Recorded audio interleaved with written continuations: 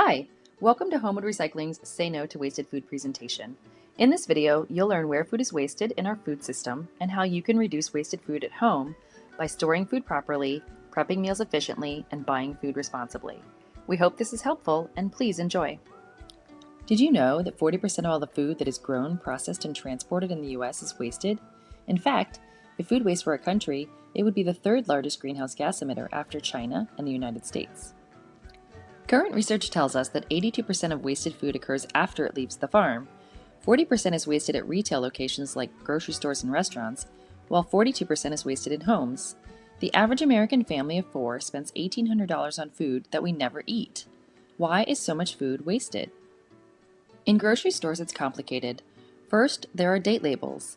Date labels are not federally regulated, and most indicate peak freshness, not safety. In fact, expiration dates are only federally mandated for infant formula, so just because something has a best if used by or sell by date, it is not necessarily unsafe to consume. Conveniently, manufacturers determine their own sell by dates, so when those arbitrary dates expire, grocery stores must remove those items, throwing away food that is still good to eat. It can be donated, but we will get to that challenge in a second.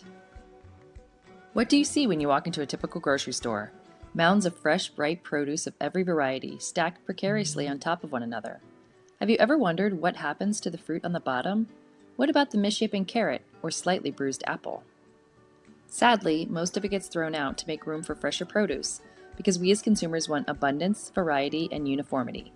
We shop with our eyes, and grocery stores welcome us into this oasis of produce perfection. But is this expectation sustainable? The answer is no.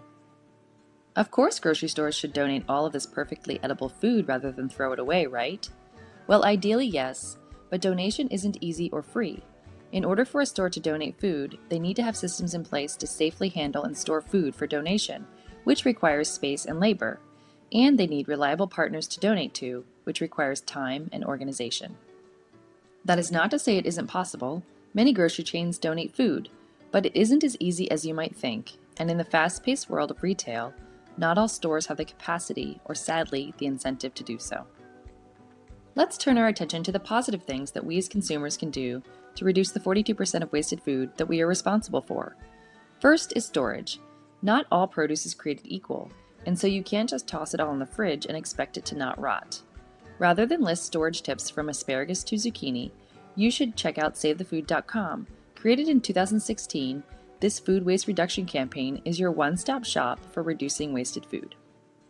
Next up is meal planning. I don't know about you, but sometimes the most unwelcome question in my house is, what's for dinner? Meal planning is stressful because it requires creativity and time, and at the end of a long workday, we don't always feel like Julia Childs. Well, one way to make meal planning efficient and reduce wasted food is to use recipe apps, like Epicurious. Pick a few ingredients in your fridge, type them into the search, and voila, your dinner dilemmas are solved. Or pick a meal that you want to make. Before you go shopping, enter some of the key ingredients into the app, and then plan your other meals around those ingredients. This is especially useful for things that come in larger quantities, but you only need a small amount. Also, did you ever think to shop for produce at the salad bar?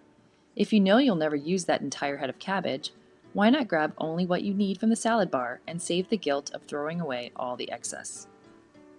Lastly, where you spend your money sends a signal to companies that you support what they do. So try to align your values with your shopping. Support grocery chains that actively practice food rescue and donation, or chains that intentionally keep realistic inventory. You'll see partially empty shelves or produce displayed in shipping boxes rather than more attractive displays that result in greater waste. We know that this can be a matter of privilege, as too many communities do not have a wealth of options when it comes to grocery stores, or necessarily access at all. Fortunately, farmers markets are being established in many communities, providing greater equity in food access. Buying directly from farmers also cuts down on waste in the supply chain. There are also so-called ugly produce delivery services. These companies buy produce that don't meet grocery chain aesthetic standards or are overstock. They then sell boxes of produce, usually by subscription. These companies are not free from criticism, but I think they do have their place in our toolbox of solutions to wasted food. The good news is the US has set a goal to decrease wasted food by 50% by the year 2030. And even better news is you and many others are educating yourselves and taking action to reduce wasted food individually and at the national level through how you spend your money and who you elect. You may have noticed that we didn't talk about composting. While collecting food scraps for composting is definitely something we recommend, reducing wasted food is at the top of the food waste hierarchy, so we wanted to focus on reduction before recycling. Stay tuned for future videos about how to compost at home. Thank you for taking the time to learn more about how you can say no to wasted food. And please send any questions to recycling@jhu.edu and follow @HomeWoodRecycling on Facebook and Instagram.